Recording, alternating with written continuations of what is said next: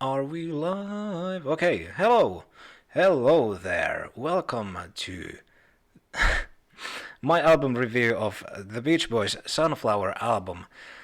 This album was released in 1970, and just to let you know, I am not going to preach you about the history of this recording. I am not going to tell you any of the details or the origins or anything. You can Google it yourself if you're interested. I'm just gonna tell you that this album, when it was released, it bombed completely. Nobody bought it.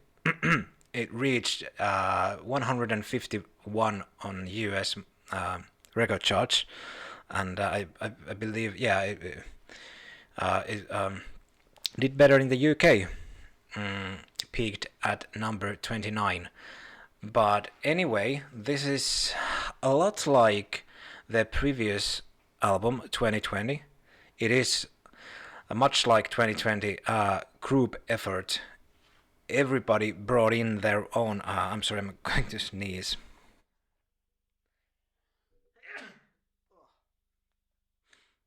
I have no idea where that came from.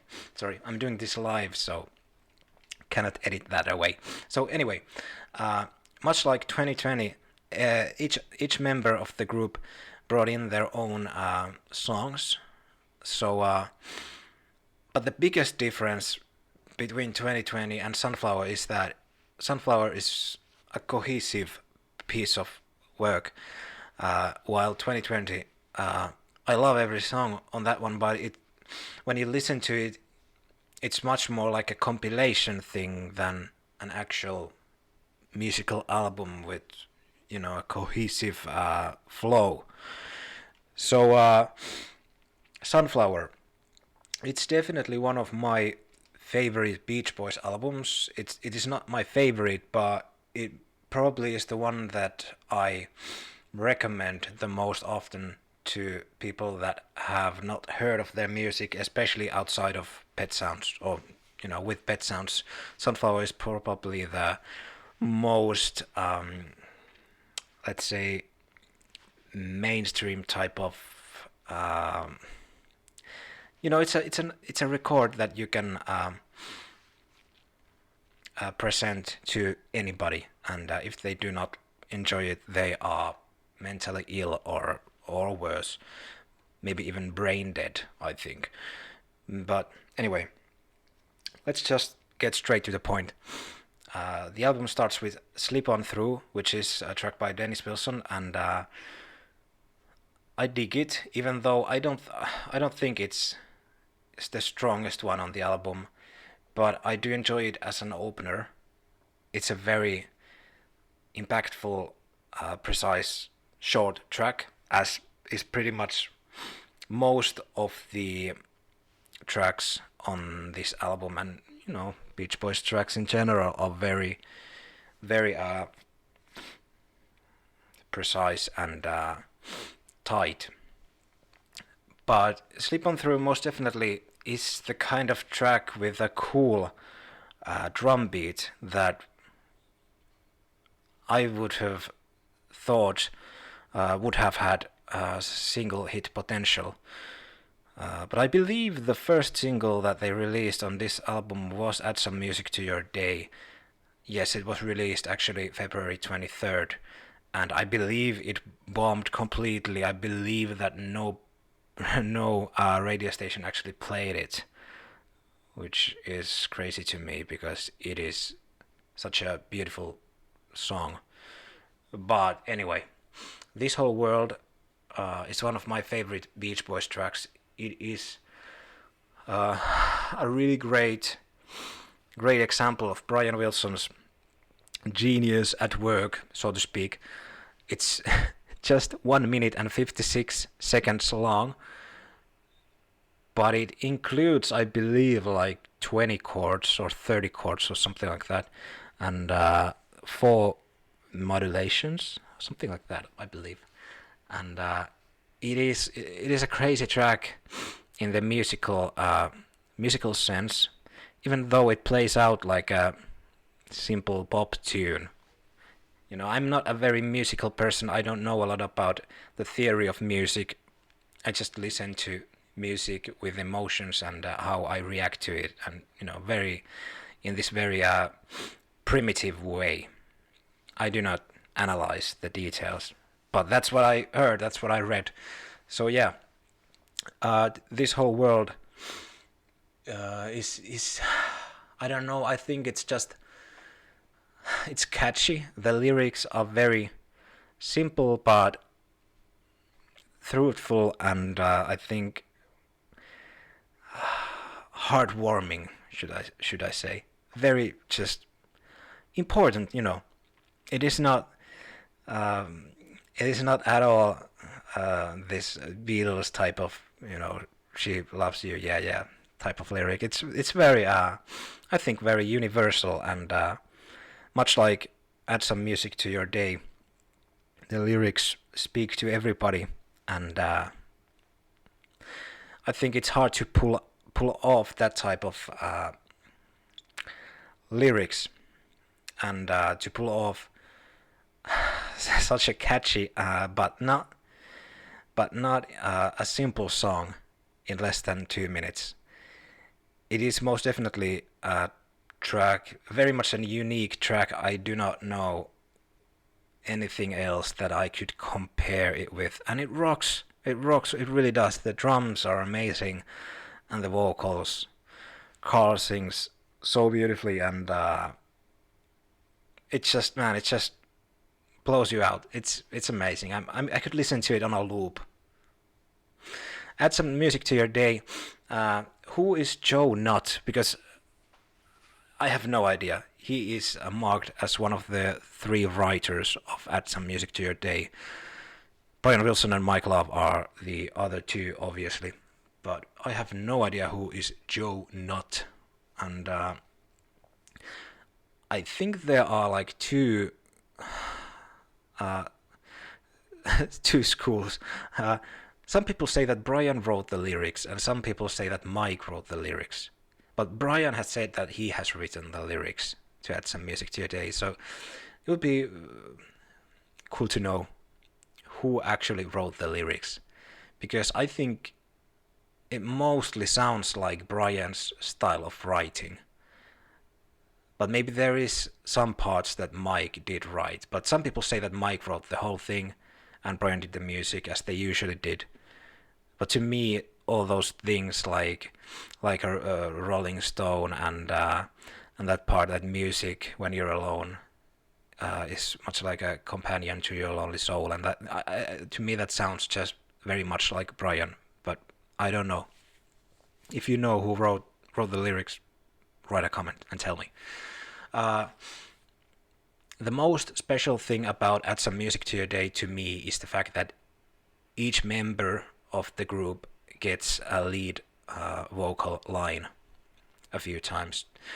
They trade off the lyrics really nicely, and you just hear everybody's voice, and you hear how amazing everybody sounds and sang during this period of time, and just how talented everybody was. There is not like, you cannot finger point a member or a vocal that, like, hey, who's that? He sounds awful, or he sounds much worse than the others. Like Ringo or something. Sorry, it was just a joke. But yeah, like, I'm serious. Like, everybody just knocks it off, and a lot of people wonder many times that where's Dennis on this one? I can't hear Dennis. Why didn't he sing? Why didn't he get to sing a part? But he is there pretty prominently. He repeats that. I forgot what part, how it goes, but add some. I think he repeats the title or something. I should like listen to the song in my head, but I don't want to do that now because then you would get bored. So but he is there. He just doesn't sing the main verses or chorus or whatever. But I'd still count his vocals as lead vocals, because he's not like back in the thing. He's pretty well there, I think like 3 times. And got to know the woman, which is another Dennis Wilson track. To me, this was for the first few years after I had found this album, this was maybe the most out of place. It kind of sounds that it more would have fit on 2020, but I don't know. I think it fits really well on the side A, which is a lot more rock inside, so to speak. So yeah, I mean, today at this time, I don't think it's out of place. I love it. I think it's really cool track. It's a very tight 70s type of rock and roll thing, and I dig the piano intro and the whole thing, and to me this track sounds a lot like Bruce Springsteen. I mean, I can completely hear him and his band doing a version of this live. I mean, do you agree with me? I mean, if you think about it, it even kind of sounds like, Dennis kind of sounds like River or Hungry Heart type of, Bruce Springsteen voice. Even though this was earlier, I know, but still, whatever. I mean, I think it just has the same type of feeling and energy and structure. Deirdre is the first track by Bruce. I almost said Springsteen, but Bruce Johnston on this album, and it also has a. Sorry, I'm kind of sneezy. I don't know what's going on with me. I think it's the spring because I am allergic to the dust, the road dust, that just hits you everywhere, and also thing that the trees spread. I don't know what it's in English, but so yeah. Brian and Bruce wrote this one, but I think it's like 90% Bruce, and he gave the writing credit to Brian also out of compassion or something. I don't know. I dig this. I think it's very beautiful, but and it fits really well on Sunflower, because when I think about Sunflower, I think about this mellow, poppy, but not simple, this dreamy kind of album, which is led by keyboards and mellow sounds and singing, and so Deirdre represents that really well to me. And then we got the last track on side A. By the way, I would enjoy much more doing these album reviews with the actual album on my hands, because that is just the way my brain works a lot better when I have the thing on my hand. I see the pictures and I see the texts and everything, so I just have to rely on Wikipedia page. I have my record collection elsewhere. So, yeah, but it's about time. Let's get to the point. A track once again by Dennis Wilson and Bob Bergman. I have no idea once again who this person is. If you know who is Bob Bergman or Birchman, I don't know how you are supposed to spell his name, but I would love to know what were his contributions and what were Al Jardine's contributions. My guess is that Dennis wrote the basic rhythm and chords, and Bob maybe wrote lyrics, and Al maybe helped with some chord changes or melody. Just a guess, but I don't know. Could be true. I love It's About Time. To me, that is a classic track. It's one of the most hard rocking Beach Boys tracks that is out there. The bongos on it are just amazing, and drums in general, and guitars and Carr's vocals are just so edgy and rough, especially at the tag. I just love his yelling type of singing, and man, I wish this would would have been a big hit, because it's a track that could be like it could be Rolling Stones or whatever, you know. It's really really just phenomenal track, and I love the lyrics, just perfect, and the live versions also are really great. But I do wish they'd, I mean, if they'd pull this pull a live version with about of It's About Time in 1980s, when you know, like on that Nebworth tour 1980, when they were doing guitars with that heavy feedback and noise, you know, very hard rocking sounds, they would have just killed it. I mean, it would have just exploded. It would have been really cool. So yeah, side 2 opens up with Tears in the Morning, which is the second Bruce Johnston track on this album, and I love it. I think it's just, I mean, really really beautiful, and I love the piano. It's so memorable. The ending and the whole thing. It is just really great, and the chorus is very memorable. And I think this was released as a single, or am I wrong? I have to think about it very hard, because I was so young back then. Yeah, it was released October 12th, with It's About Time as the B-side. Okay. It probably dropped like a like a bomb. But yeah, All I Wanna Do. That is one of my top 10 Beach Boys tracks ever.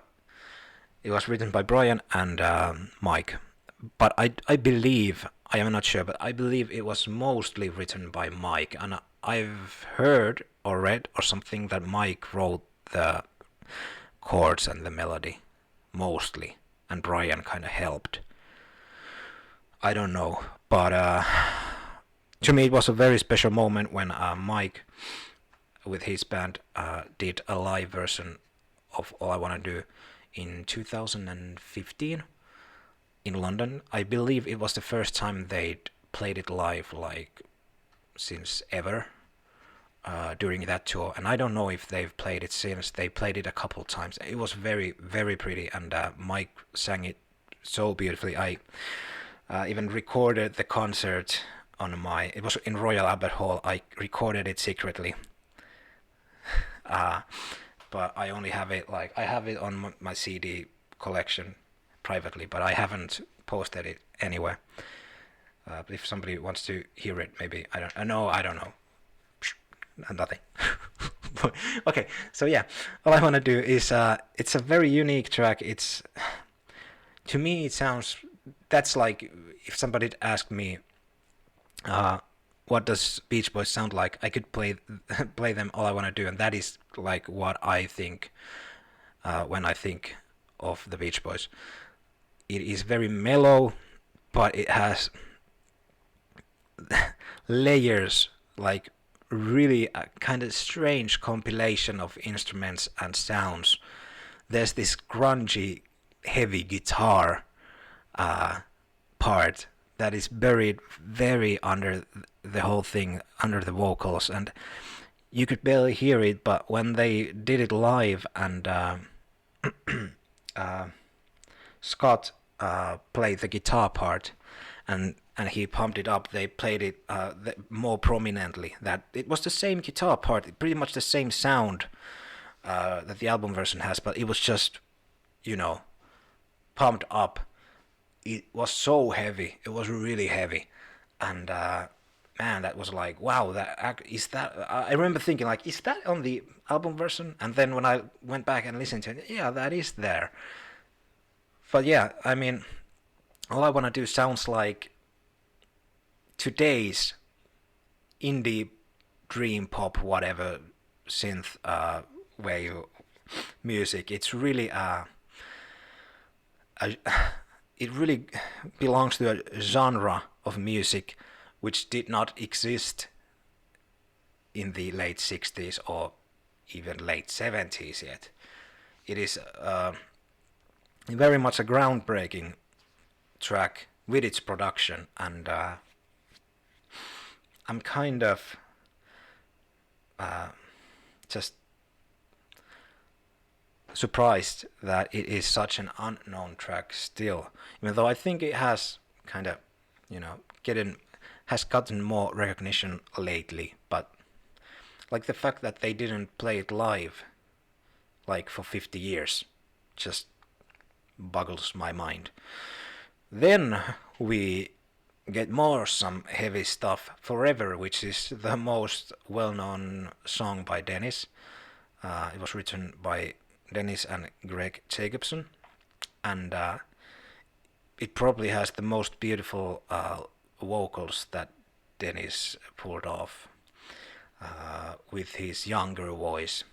And man, just a perfect track, and Brian's backing vocals, and that whole feeling is just straight from the first note. It hits you. It's like, yeah, like it's impossible to describe it, but it just has that same feeling that like Pet Sound tracks have.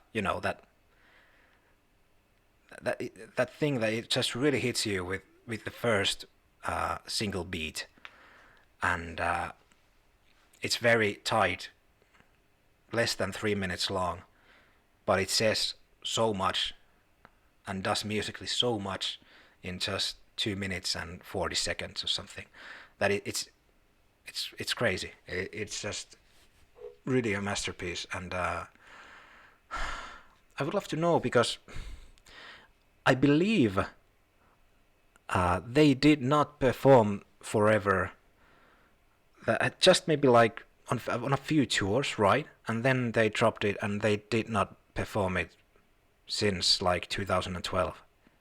Brian did it and has done it a few times, but did Dennis ever sing Forever after the release, like after the first few tours maybe?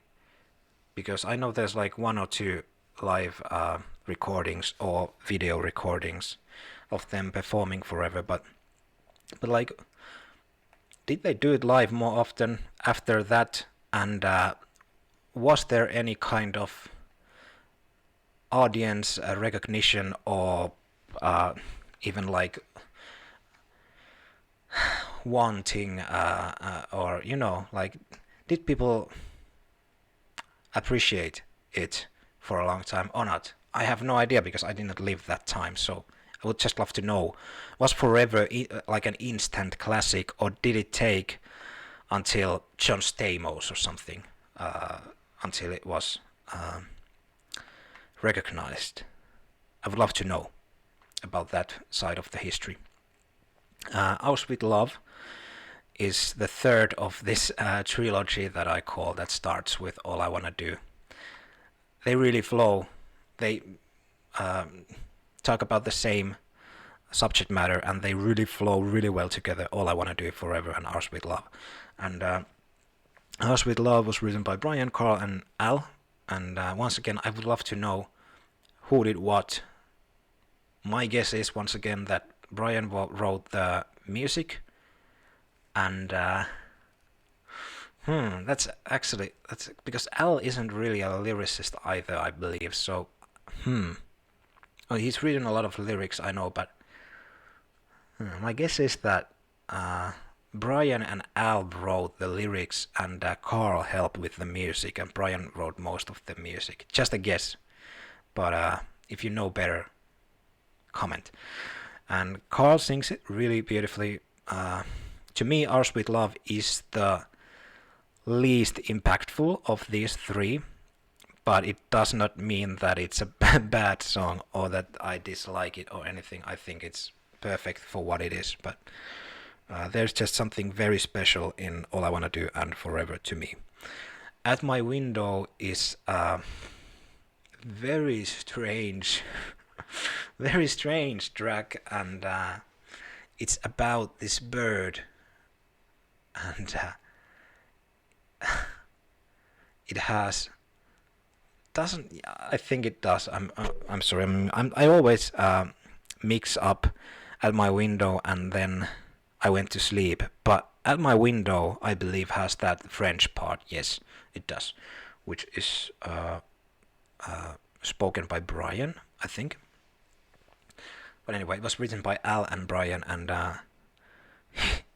it's strange, but it is just so musical. I mean, it sounds like it's stolen from a movie or musical or something. It's really cinematic, and I just love the feeling that it evokes. And it is a very short track, once again, only 2 minutes and 30 seconds.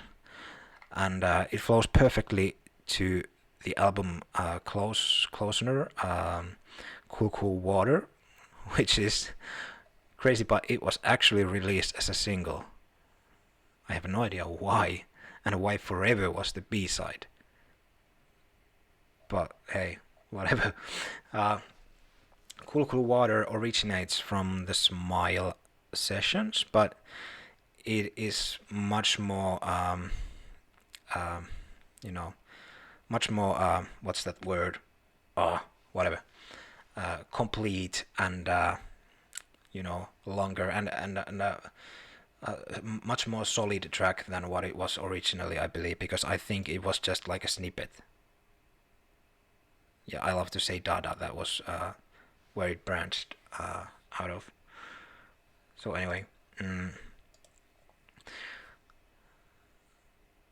music written by Brian and lyrics by Mike, and the whole way Mike and Brian sing the vocals during the end, how they trade off the lines, it is just so cool. I mean, man, it's just their voices in their prime time here is just, it's just perfection. It really is. I mean, this track, it has zero hit potential. It's zero radio play airtime potential. And it is so weird. There is even this, they performed it in some TV program, and it is so strange because that track is just like, to me, it is like Jean-Michel Jarre ambient type of music, even though it's Coco Water is mostly based on the vocals, but the feeling of it and the structure and the sound effects of water and the whole thing, to me that is ambient music. And just to see them perform that live in a TV studio on television is like, I would just love to have seen the faces of the people who were watching that show, like, what is this and what are they doing? Like, they have the beards and it's just so weird singing about water. It's like, and during this time other groups were doing music about Vietnam War and racial issues, stuff like that. And John Lennon was going fully with his thing, and then there comes the Beach Boys singing about water, and not like any specific water, but just cool water. And and I mean, to me, this is spiritual music. It is really beautiful, and I get it completely. But same time, I get completely why maybe like 99.9% of the people of this universe don't get it. But hey, I think we are the weird people here. Oh, but hey, there it was. And Sunflower, like I said, it did not sell very well around the time, and still, like years later, it got a lot of praise, and today it is considered pretty much as the second highest ranked Beach Boys album after Pet Sounds, and it is very much well known, and even Rolling Stone magazine listed it on their 500 greatest albums of all time, and The Guardian listed it or ranked it on number 66 of 100 best albums ever. So yeah, it is highly regarded, but it is still very much an underground album. It is not praised by the general public of music fans, and especially rock music fans, which is a shame, and which is also one of the reasons why I am doing these videos, because I would love to be able to spread more the word about the music that I love a lot, but same time I think it's not as well known as it should be. And when we think about these type of groups like Beach Boys or Bee Gees or Grateful Dead or whatever, they are all groups pretty much from the past, and groups which most of the members are deceased. So the people who are spreading the word about this music and spreading the music and all that stuff, they are getting less and less. So in that sense, I think it's important to talk about this music, because it is something that I think is very spiritual and can be healing, and just, you know, good stuff that people should know about. I don't think there will be a problem about Pet Sounds. I mean, Pet Sounds will not be forgotten, and the Beatles will not be forgotten, but Sunflower or Holland or, you know, whatever, who's gonna remember them when we go 20 years from now? Maybe some people do. I hope so. But let's not ramble too much. Let's just end this with let's end this with a little talk about the cover, which I did not mention at all. The cover photo and the whole cover design is interesting to me. It is very highly regarded in the Beach Boys album covers. It is usually ranked in the top 3 or something by fans. But to me, I mean, I love it now, but the first time I saw it, it was, to me, it felt corny and weird, but not in a good sense. And it was not an album cover that would make me pick it up if I didn't know what it included. And while I now appreciate it, and I appreciate the picture that they chose, especially if you open it up, the gatefold version at least, they have the, you know, the headshots of each member inside, and they all are dressed up in these weird ways. Bruce has this old-time car and hat, and Dennis has like pilot thing, like World War I pilot costume, and Carl has a cowboy thing going, and Brian and Mike and Al has some weird clothing on and whatever. So it just looks really stupid and weird. But now that I've seen like outtakes of that photo shoot, and I can actually see the setting, and I can see that everybody were dressed up in the same location at the same day, same time, and man, I just wish they would have chosen to the back cover, or maybe to the cover itself, a picture with all of them in the same frame with those clothings, because now it just looks so weird. I don't know, what you think? I think it just looks really weird, and it's like, man, that is like so uncool group, and they, and that is like so un-rock and roll that you can be, and it's just a shame, because that is not an image that represents, in my opinion, at all the music that they were putting out, and And I know they always said that we don't really care about the cover pictures and stuff like that. We care about what's inside, and that is the most important thing. But if they'd chosen a better album cover, they would have sold a lot more. There are these cool group shots of them from this period of time, like Dennis has his leather jacket and cool hair, and Mike even dressed up cool, very cool in very cool ways during this time, and Al had his really cool things going on, and Mike, and I said Mike already, sorry. So yeah, I mean, there would have been other ways to make this thing happen. And actually, when I think about it, this was, I believe, the last time they appeared on a cover of their album before 15 Big Ones came out.